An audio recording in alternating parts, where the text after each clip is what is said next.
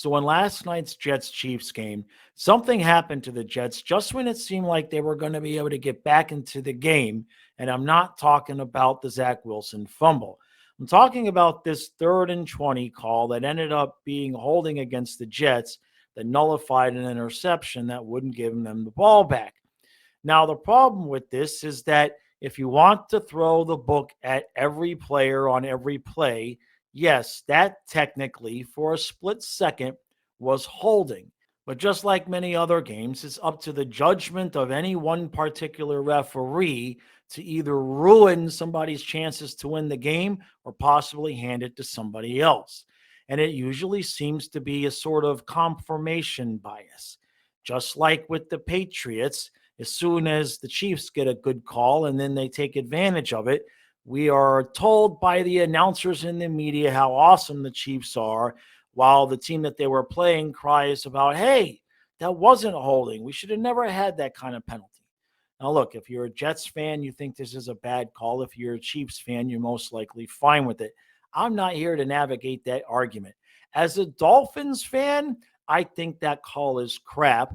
But again, technically, by the book, by the rules, yeah, you kind of could have called holding there. But that's the problem. You could call that on every single play, and everybody knows it. The bigger issue is accountability. I've talked about this a lot on my hockey channel, and I guess now we'll start with football. How come the players have to go out there and face the media and the coaches and the general managers, the water boys, the equipment manager? Everybody has to go out there and have accountability, except for the group of people that have the most effect on the game that brings in tens of billions of dollars a year. The referees can get away with whatever the hell they want.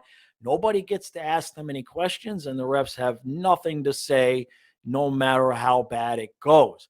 I think it's far past the time that after the players go out there and talk and the coaches go out there and talk, that the referee should have to go out there and answer the question and say, hey, how come you called this but not that?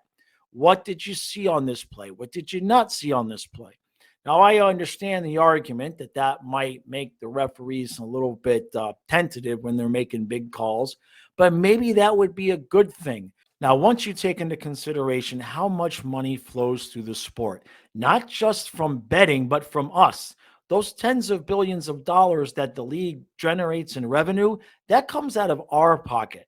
I don't know exactly what we could do to force the league's hand here, but those conspiracy theories about the league being controlled or scripted, it doesn't help when you have plays like this that go on that give, at some point, every fan base a reason to point at the referees and say, hey, what in the hell were you thinking there?